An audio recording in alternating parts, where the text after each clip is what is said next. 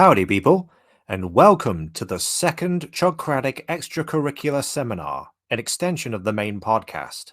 Joining me once again is the Dean of Fabrication, the ultimate Chug hater, DefinitelyNotChar. Howdy. It's good to be back, and my voice actually functions this week. Good, so you might have a fair bit to say, possibly, about what we're going to discuss this time. Because let's face it, just like the last live stream that Hasbro did, there was one product that came so close to being considered new, and then they dropped pictures of it about a few hours before the stream. So there you go. But nevertheless, we shall crack on. We'll cut right to the chase, and I don't mean the rescue bot. First up, we have Target Optimus Prime with Bullseye. This is a multi-figure redeco. The cab is redecoed from Legacy Laser Prime. The trailer is the Earthrise Prime trailer. And Bullseye is redecoed from Siege or Netflix Ravage and is, of course, based on Target's mascot, Bullseye, a white dog with the Target symbol on his left eye. I'm not too fussed about this one, and that's not because there are no Targets here in the UK. Well, I mean, it's, in my opinion, this is a redeco of the weakest figure from Legacy and one of the weakest figures from Siege. I can't say I'm excited, even with the paint scheme. But do you like the paint scheme? I mean, as some people have pointed out, it's reminiscent of the old universe redecos of Cybertron, Optimus Prime, and Bendy Prime with the black and red. But, I mean, overall, I can't say I can muster any excitement for this. The box art's kind of cute, because the dog on the box kind of reminds me of my dog, but that's about it. Yeah, I mean, I gotta say that, like, in a vacuum, it looks okay, but I already own Velocitron Scourge, so I'm not too fussed about getting this one. I will say, though, like, looking at the fact that they have mixed up the Legacy Laser Prime cab and Earthrise Prime trailer, if you recall, Legacy Prime is actually a partial retool. Well, not really a retool, but they've recycled the Cabria Parts reuse, more so, yeah. Sorry, what? Oh, he's a parts reuse. Yeah, they've reused parts from Earthrise Prime's Cabria / robot legs in the making of this Legacy Laser Prime. And I know some aren't too thrilled with that, but there is one potential advantage to that. That being that it allows for potential redecos like this, where you can mix and match the cabs and the trailers, allowing for some cross-compatibility and more play value / display options. That would be great were it not for the fact that the trailers are generally the weakest part of most recent Optimus Prime releases. Well, I mean, all I can say is I hope that's not the case with this upcoming Studio Series 86 Commander Class Optimus Prime. We shall see. I mean, on one hand, it would be nice to have more play features in the trailer. On the other hand, do we want another situation, for instance, like Rodimus, where the main figure ends up being more of just a leader class, and then the price is justified just for the trailer? It's a weird balancing act, to be honest. That's fine. I mean, I just want them to go all out with this Studio Series 86 Prime. That's all I'm saying. I mean, I hope they do. I hope they do, for the sake of everyone who wants one. But I'm just saying, I fear it may end up being another Kingdom Rodimus situation, where a lot of people were disappointed by that toy. I don't have Kingdom Rodimus, so I can't say too much about him. Neither can I. Like, personally, I don't own the toy. I just remember, like, there was a lot of the community, a lot of people online were saying they were quite disappointed by the figure. But I do know that you own the Legacy Prime. I do, yes. And I'm sure you'll expand on your thoughts on it in episode 7 of the main podcast. I certainly will. We'll leave it at that. As for Bullseye, well, like you said, it's redecorated from a pretty cruddy mold, and having it being mostly white with minimal paint apps, by all appearances anyway, is not really doing it any favors. Honestly, I wonder if this would have been better off if they had made it a redeco of G1 Ravage. Possibly. Then again, it seems the way they've done it, they specifically wanted it to transform into a letter that is being that. So they wanted that solid design that Siege Ravage has, whereas G1 Ravage obviously has the holes because it's a tape deck. Yeah, they said that he transforms into like a bubble mailer or something. Like one of those letters you get when you get an order from like Amazon, and it's too small to be in a box, but it's too big to be in an envelope. Well, yeah, I mean, I don't exactly get many letters from Amazon or whatever, but I get what you're saying. I think looking at that mode, that's where most of the paint budget went for Bullseye. Yeah. And the other thing about it is that it's barely cat-like in shape and design. Look, well, what I mean is it's very vague about it, is what I'm saying, which is probably why they thought they could get away with redecorating it into a dog. Yes, that probably does play into it. Where I mean, honestly, the original the Siege Ravage mold to me looks more like a bear than anything else. Another thing I do want to point out about this one is that there have, of course, been shots of the figure in all of its modes, in all of its display options, including with the trailer open. And it might just be me, but from what I can tell, the inside of the trailer is just completely white. It just looks so bad. Yeah. I mean, you are probably right. Most of the paint budget has gone to that giant Spot the Dog on the side of the trailer and all the Target logos. This feels like something to me that was thought up by a Target marketing person more than anything else. This, again, Iron Velocitron Scourge, and even that just makes me want to get an original RID Scourge. Yeah, I mean, I can recommend it, absolutely. The Laser Prime mold, in my opinion, is one of the best Transformers toys of all time. I feel like this will only really be a pickup for like people who are interested in who collect I don't know, Target merchandise. Is there a Target fandom out there? I don't know, but they probably have various figures of Dark of the Moon Leadfoot in their collection if they do. Oh, absolutely, yes. Yes, he will be standing next to he will have a space next to Dark of the Moon Leadfoot in whatever Target fandom's collection there is. For sure. But anyway, since we don't seem to have much excitement regarding this, just one more thing. Apparently the Matrix is new, for whatever that's worth. Oh. Like a new mold? Well, I'm not sure it is, to be honest, but I think TJ Omega said in his video that the Matrix was a new mold. Doesn't look like it to me. It looks just like it's. I mean, the main toy, the main figure that it's based on has the same Matrix. I think it's the same mold. They pretty much all, these Matrixes all look the same to me anyway.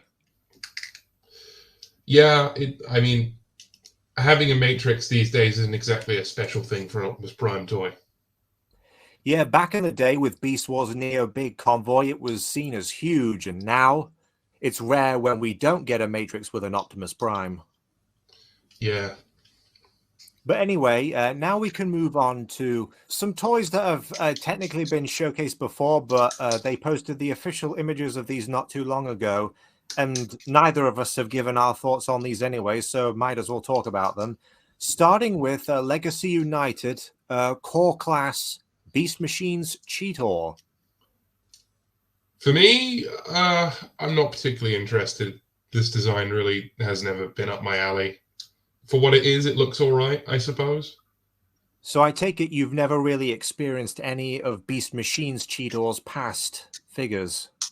No, it was before my time. Before I was born, in fact. Not mine, but I didn't have any Beast Machines figures back then, so yeah. But regardless, it's no secret that very few of Beast Machines Cheetor's figures have been that popular amongst the fandom. Neither the Mega, and especially a certain Supreme Class Cheetor, neither did really well. Night I Slash mean, Cheetor, the deluxe, that turned out all right because I had that one, and you know it's not exactly a complex or the most interesting figure out there, but it looked okay, and the night themed deco on that one looked nice. part of me wonders if this figure was made as like a dare on the design team.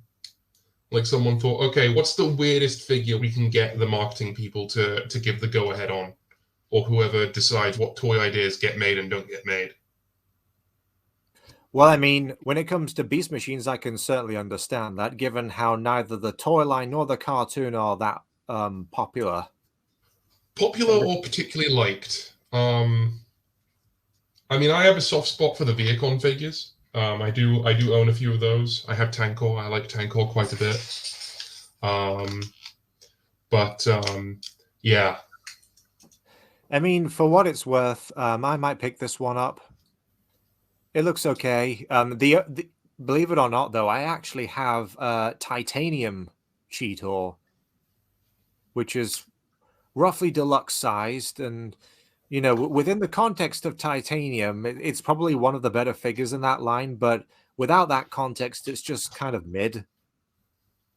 I didn't even know they made a titanium Cheetor. Jeez. Now you do.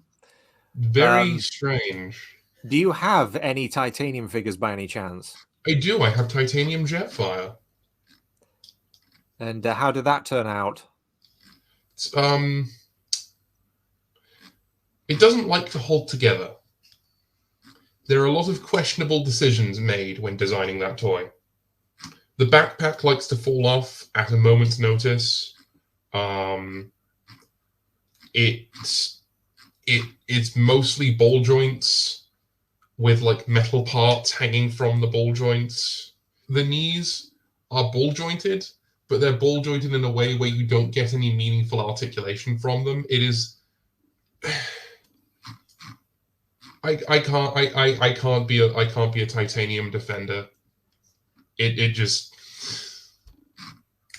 it's a curio. It's a curio. I'll say that much. Well, I mean, I've had experience with 3 figures so far: Ultra Magnus, Cheetor, which was a TF Nation purchase actually, and the Fallen. And of the 3, the Fallen is the coolest looking among them, but Cheetor is the least flawed, if only for the fact that he isn't a floppy piece of Yeah. because the Fallen, he looks really cool, but nothing really holds together. That the treads that they supposedly fold up on his back for robot mode, but they don't lock in place.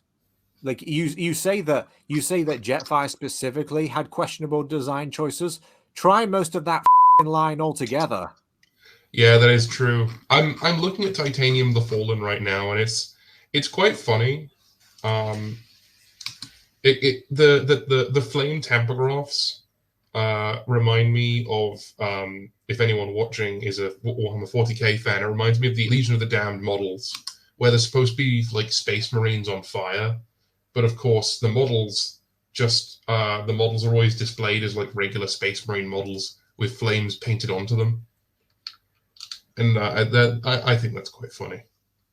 Well, I can't say I'm familiar with that.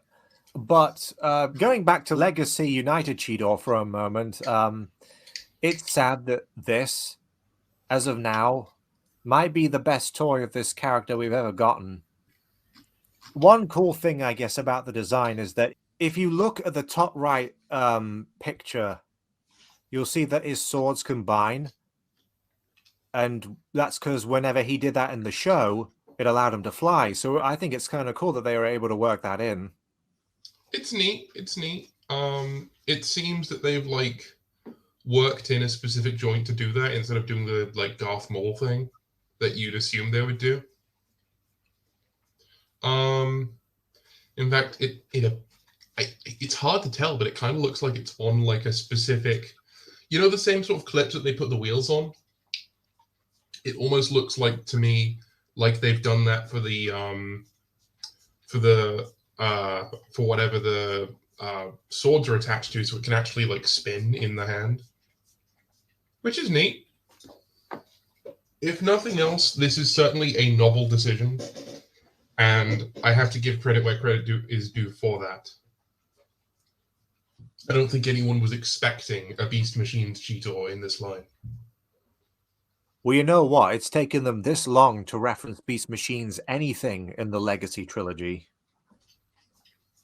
It's taken this long for Generations anything to reference Beast Machines. The last thing I can think of is T-30 Tankor. I mean, to be fair, it's not like they haven't tried. There was, I think it was either BotCon or the subscription service that was going to have a bunch of Beast Wars Uprising figures, and some of them were going to be of Beast Machines characters.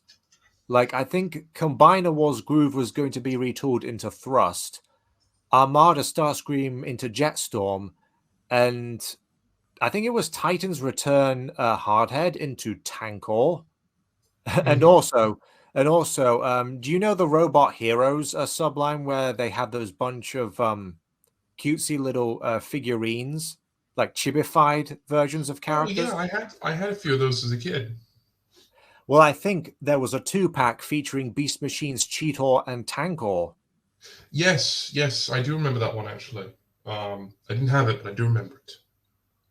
So it's not like it hasn't been referenced at all, but it has been rarely referenced, let's face it. And also, with this upcoming 13 Primes toy line, of the listings we've seen so far, none of them have been of Beast Machines characters, from what I can tell. Yeah, I mean, it is interesting. Are they going to leave this core Cheetor alone, out of scale with every other Beast Machines toy, with no other modern figures to go with it? In fact, actually, I tell a lie. This figure might actually scale with the original Beast Machines Silverbolt, funnily enough. I suppose. Because that was a basic class toy. As maligned as it is, that's just funny to me. The only toy this is likely to scale with is basic Silverbolt. Hurrah, that toy finally has a good use. But anyway, let's crack on to another Silverbolt, one that I'm far more enthusiastic about.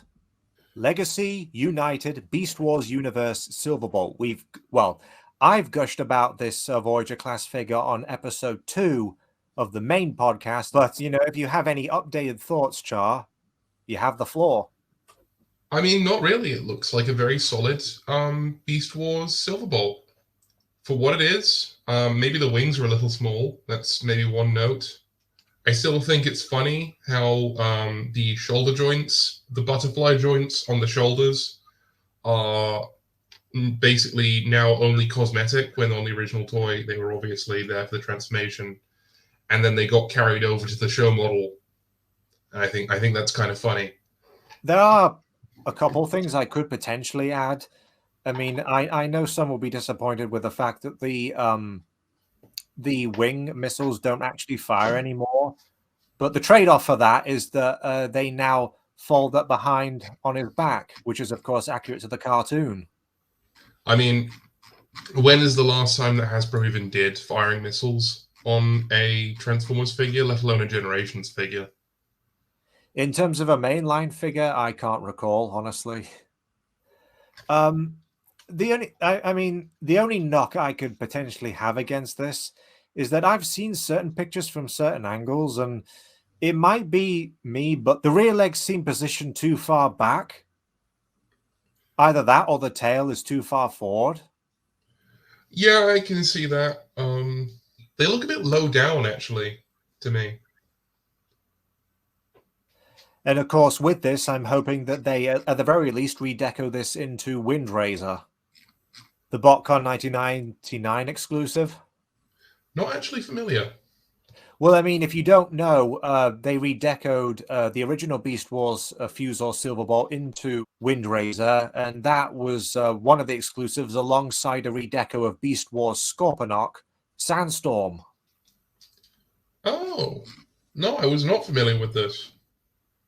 A lot of people have pointed out how Windrazor doesn't seem that different to Silverbolt deco-wise, and I can kind of see why, because the white is not that distant from the gray on Silverbolt. Yeah, yeah. I mean, you could see it as like one of those variant toys, or like, I don't know, the Ultra Magnus of the Ultra Magnus of Silverbolts. I mean, on its own, it does look pretty nice with the black sort of black and purple accents or gradient effect. Oh yeah, yeah. It appears to have, yeah, it has some nice airbrushing. It kind of also does appear to be a palette swap, like a straight palette swap from Beast Machine. Actually, no, I'm wrong. The colors are in the same positions, but like they're kind of swapped around a little bit. So it's not just a straight up palette swap. And of course, with this one, they also did, well, with the original Beast Wars Silverbolt toy, they redecorated him for Universe 2003. Yes, I remember that one because I used to watch Plastic Addicts as a kid. Patterned after the Beast Machines deco. Was that really what it was? Well, I mean, Beast Machine Silverbolt in the show was purple with yellow, and so was that toy. No, that color scheme always confounded me, but that actually makes a lot of sense in hindsight. Well, I mean, that's what others say about it, and it makes sense when you look at the pictures of them together. It does make sense in hindsight. Still, the Universe Silverbolt I had as a kid was the one that turned into a jet, or rather turned into a block that that hid underneath a jet. Oh, the 2008 Silverbolt. I gotcha. Yes. Yes. But yes, they managed to work in extra articulation like a waist joint, whereas with the original mold, it wasn't really possible because of how he transformed. I mean, my opinion of Generations in general has always been that the Generations figures don't replace the original toys, because they do something entirely different. The original Silverbolt is like, it was a toy first and foremost. It had those big giant spring-loaded wings that, you know, and it had firing missiles, and it had play features. It was primarily a toy. The Generations figures, at the end of the day, are targeted generally towards collectors, and they're more so display pieces and collectibles. And so there's going to be trade-offs. And I think, you know, for the trade-offs, this new Legacy Silverbolt looks quite good. Fair enough. In that case, I'm pretty much done talking about Silverbolt, so let's move on to Cybertron Universe Starscream. Okay, so this is an interesting one because I'm of the opinion that Cybertron Starscream, or rather Galaxy Force Starscream, is a great figure and didn't really need an update. But on the other hand, it was a Japanese exclusive, unless you got the massive one, which I did as a kid. So this figure kind of has a reason to exist. But on the other hand, the vibe I get from this toy is it feels like an OSKO of a deluxe size figure from, say, 2005. That's what I feel like when I see this toy. But I mean, I will say there are things this toy does that the original toy doesn't do. For one, being released in the West, which is nice. And, you know, it has, you know, the full range of modern articulation. Yeah, because they've worked in ankle joints, which I think on the original toy, kind of physically impossible, or at the very least, it would have been very difficult. Ankle tilts, wrist swivels, thigh swivels, all things the original toy lacked. They seem to have changed the way the heel spurs work. So now they fold out the side of the foot, whereas on the original toy they folded out the inside of the foot. What I guess one thing that you could perhaps expand on was something that Kit brought up, and that he wasn't really keen on the shade of gray used on this figure. It made it feel, well, he just thinks it looks ugly. I can somewhat see that, but at the same time, that kind of does feel like a pedantic complaint. I mean, it depends, because sometimes the shade or just a color choice in general can make or break a figure for people. Let's put it that way. When it comes to the particular shade of gray, I feel like that's one of those things that might be something you just have to see in person. It probably is. I'm pretty sure I was that way with a lot of figures in photos, but my opinion improved in person. But certain details like the torso cannons being left unpainted, that's a bit of a bummer, really. Yeah. You know what? I feel like it maybe this sounds really, really, really pedantic, but I feel like the unpainted torso cannons were the thing that kind of made me feel like this is like an upscaled version of a smaller toy, almost. You know what I mean?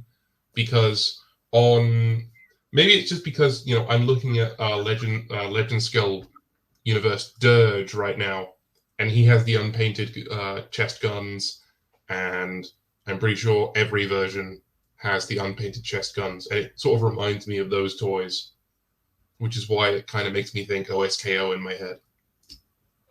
To be honest, I'm debating whether or not to get this one, because despite that he wasn't redecoed into these characters in the actual Cybertron toy line, I'm hoping at the very least this gets a Skywarp redeco, because I'd love to see this design in those colors. Was this Starscream? Was this Starscream ever repainted into other Seekers? I know the Toys R Us exclusive Starscream that they did was in the Dirge colors as well. Well, the thing is, they did where the original mold was concerned. They did when they released it in America, it was redecoed in Thrust's maroonish color scheme. Thrust, they redecoed, and then they redecoed this into Dirge for the Dirge versus Roadbuster 2-pack for Universe 2008. And then the last main usage that I'm aware of, there are probably others that I've just overlooked, is the original BotCon 2008 Shattered Glass Starscream. Although they've never redecoed the Voyager class mold into Skywarp, they did, I think, for BotCon 2005, redeco the Legends of Cybertron Starscream into Skywarp. I think I've seen that. The only reason why I feel they might not redeco this into Skywarp is the fact that in the original Cybertron toy line, it was a different mold that was redecoed into Skywarp. It was Cybertron Thundercracker. And yes, of course. And from what I understand, that mold is kind of a dud. It's very, very, very fragile. I had two as a kid, where the torso broke from the back of the toy where the arms were attached. Both toys that happened. And then I was at TF Nation. Someone had bought a Cybertron Thundercracker. Do you know what happened to the Cybertron Thundercracker as I was talking to him and he was fiddling with the toy? It fell apart in his hands? It broke in half in his hands, yes. The toy survived 20 years to break in half at TF Nation. It's quite funny in hindsight. Yeah, that mold, be it as Thundercracker or Skywarp, who, by the way, the latter I heard was even worse in QC than Thundercracker. I can neither confirm nor deny, since my only experience with the mold has been Skywarp. They also did a dive bomb for the first live-action movie toy line. Yes, I'm unsure how fragile that one is compared to the other two. I never see anyone talk about that toy. I've never actually even seen it in person. But nevertheless, I am optimistic that they will redeco this into a Skywarp or Thundercracker. Who knows? The only thing I can think of is that they might try to sell it as a Dreamwave inspired, like War Within inspired Seeker. Like, Oh yes, because they, the Cybertron Starscream was quite explicitly inspired by War Within Starscream, or the other way around, wasn't it? well, whichever came first, it would be one of the few times that they reference Dreamwave in anything these days. I hope this figure gets redecoed into Shattered Glass Starscream, mainly because that would give me hope that they will also redeco the upcoming Hotshot into Shattered Glass Goldbug, Goldbug. because that is one of my favorite uses of the Excellion mold originally, and it's a ball ache to find online, and I'd really like a way of getting that design because I think it's quite cool. Yeah, I was thinking that too. Like, I really do hope that they give SG Starscream and Goldbug a second chance. And you know what? That would be like a perfect 2-pack opportunity because they did Rodimus and Sideswipe. You know, why not do a new Goldbug and Starscream in a 2-pack? Oh, that would be a good 2-pack, wouldn't it? Yeah. I would buy that 2-pack. Do you have the Rodimus and Sideswipe 2-pack? I do not. Mainly because I'm waiting for the inevitable Wheeljack, and I don't know. I already have the PTOP Evil Rodimus, and I didn't feel like I needed another Evil Rodimus in my collection. You mean And Rodimus Unicronicus? yes, that's the one. I just wasn't. I wasn't particularly tempted by that 2-pack, but I will be likely to get the Armada Wheeljack when it eventually comes out. But it's like I already own 2 of that mold already, since I have Siege Sideswipe and I have Gigawatt. So it's like a third iteration of that mold, and then a 4th. It feels like overkill. Going back to Cybertron Universe Starscream here, this one's a maybe. Yeah, it's a maybe from me as well. More than anything, it's tempted me to track down a original Galaxy Force Starscream, but then I saw the prices even on Japanese sites, and I was like, wow, okay, maybe not. Guess who has one already? You lucky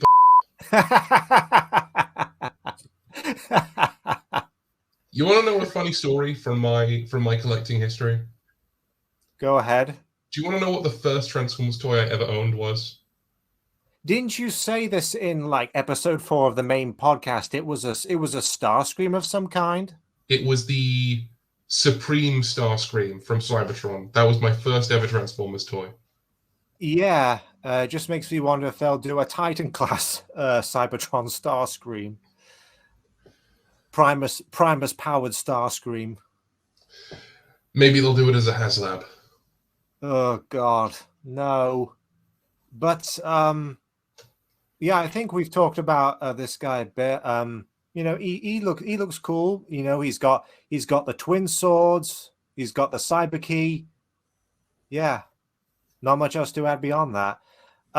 So for this particular session, I was kind of relying on at least ID Armed or Kit to be here because I was going to give them the opportunity to talk about the pirates.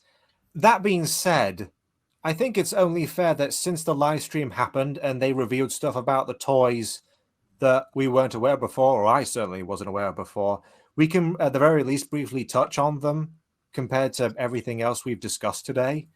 So just to quickly go over them, we'll start with Cannonball. I know neither Kit nor you are particularly fond of this one, but I don't know. It's kind of growing on me. I don't know.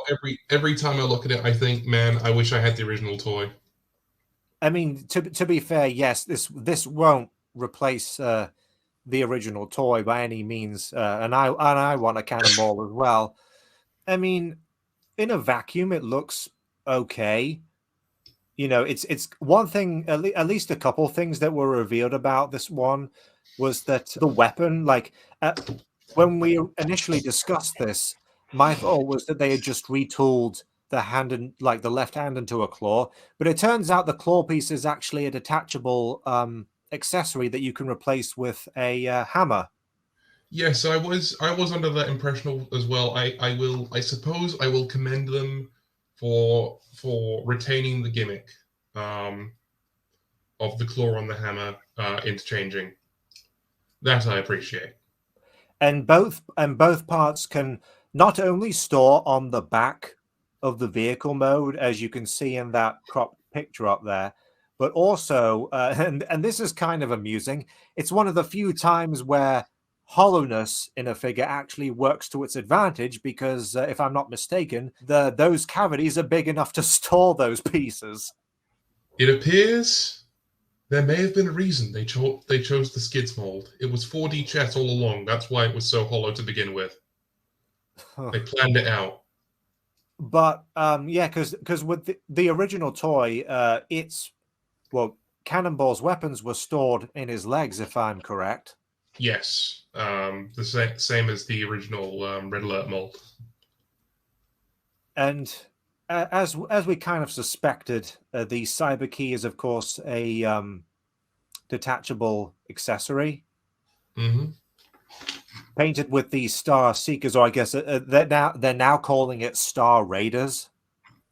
And there are a few things about this toy that I didn't comment on. They sculpted the siren piece even though it's not Cannonball's actual head, they sculpted that piece to look like the top of his head, even though it's not the top of his head in this case. And also the deco on the sides of the vehicle. On the original, it was more of just a standard skeleton pattern. Here, it's a skull face with a trail behind it, which makes me think that it is a potential homage to the Vok, like some people have said. Oh, that makes sense. Actually, what I was thinking of is those skull enemies from the original Doom. I'm not familiar with that. So yeah, it's an homage to the Vok. You could say that it's evocative. Oh. But it is not the pirate that I wanted the most. And in all fairness, neither is the next one, which is Lockdown. I don't have too much to add to this one, aside from a couple things. First off, in the actual stream itself, the copy they had was missing the silver paint on the spikes and the green on the hood. So thankfully, this Lockdown should hopefully look as nice as it does in these pictures when it gets released. And like even on the pre-order images, they lack the silver on the spikes and the green on the hood. I mean, it might not. This might be another case of the almighty budget striking again. Please understand the budget. Please. Got to get that catchphrase in. The other thing about this toy, and this is something that I think only cropped up in the last few hours, we know that there's a road pig in the works, and what this person did, well, I'm not even sure it's not an official image. They basically took what I assume to be Road Pig's arms and mixed and matched it with this Lockdown so that he has the lanky Revenge of the Fallen style legs.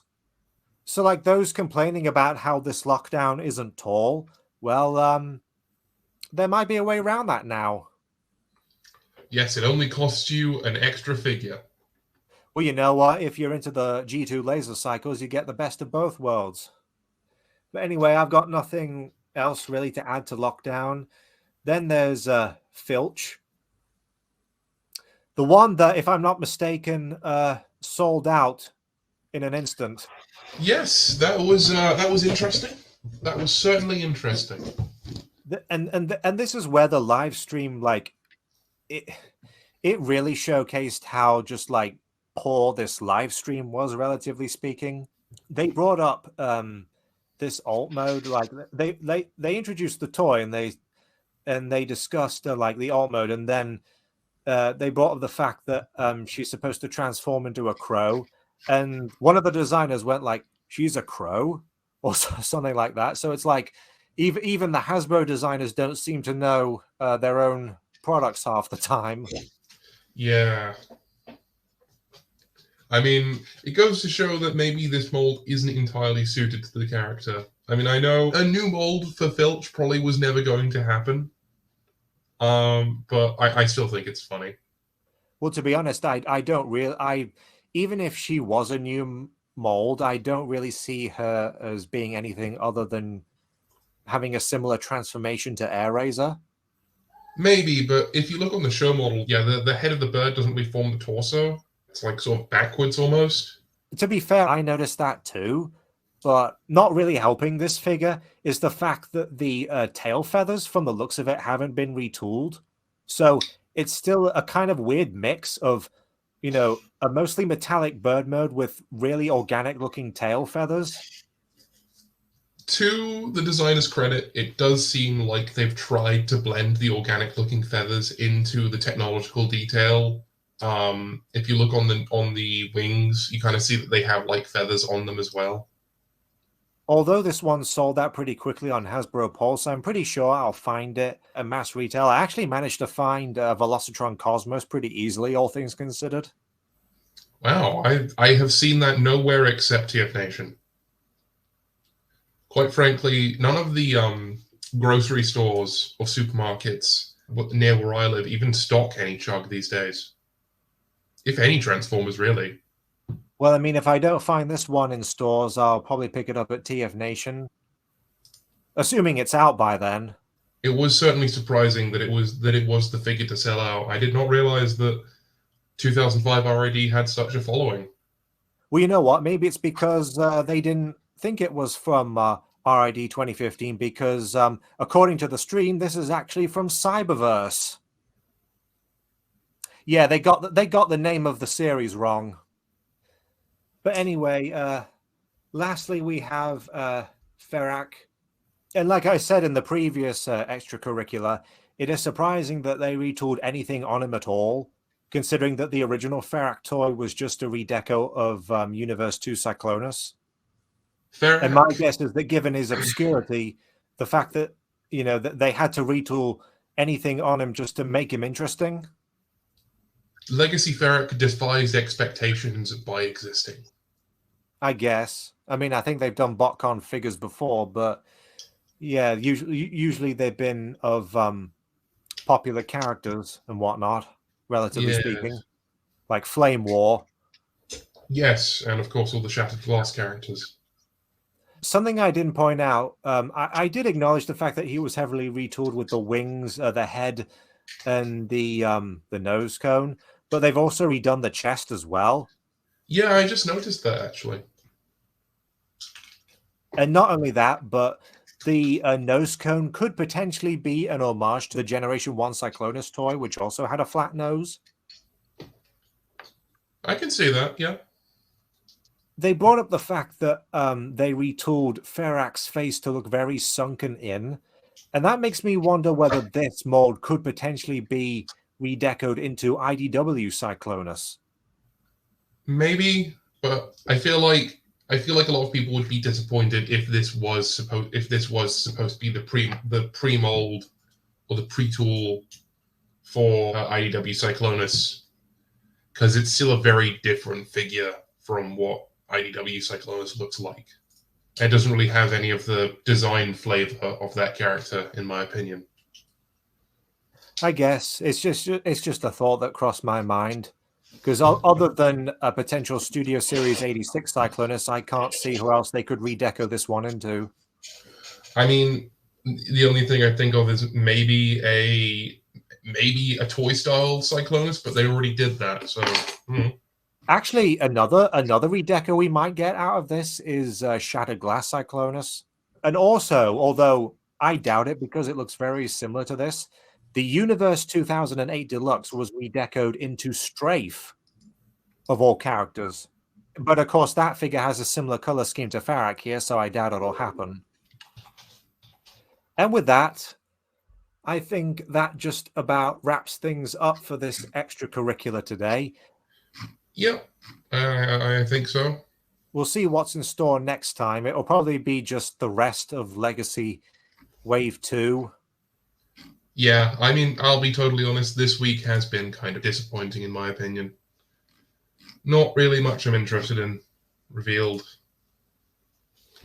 If nothing else, I just want these streams and reveals to be better. Yeah, I mean, I've kind of stopped watching now because I know I'm going to see everything on TF Nation like the afternoon afterwards. So, you know, why even bother? I know, but there, for me at least, there is a certain charm, you could say, to just them talking about the toys and revealing some things about it, as well as the thought process that went into it. That is true. There is a fun aspect of that, uh, especially when I always say I have a particular interest in the design of the toys. I suppose I'm more interested to hear about toys that I'm excited for, I suppose. If nothing else, this franchise just deserves better, especially for its 40th anniversary. But nevertheless, thank you very much for joining me on this one too, Char. It's been a pleasure, Rowan. Maybe next time we can get more people on. I shall see you and our fellow deans in episode 7 of the Chugcratic seminar. Yes, and that will be Because this of all Sunday. the yes, Sunday 17th of March. Overrated, underrated, overhated, underhated. We get to see some interesting opinions on various Transformers toys. So with that, this has been Runestone and Definitely Not Char. Until next time. Take care, till all are one.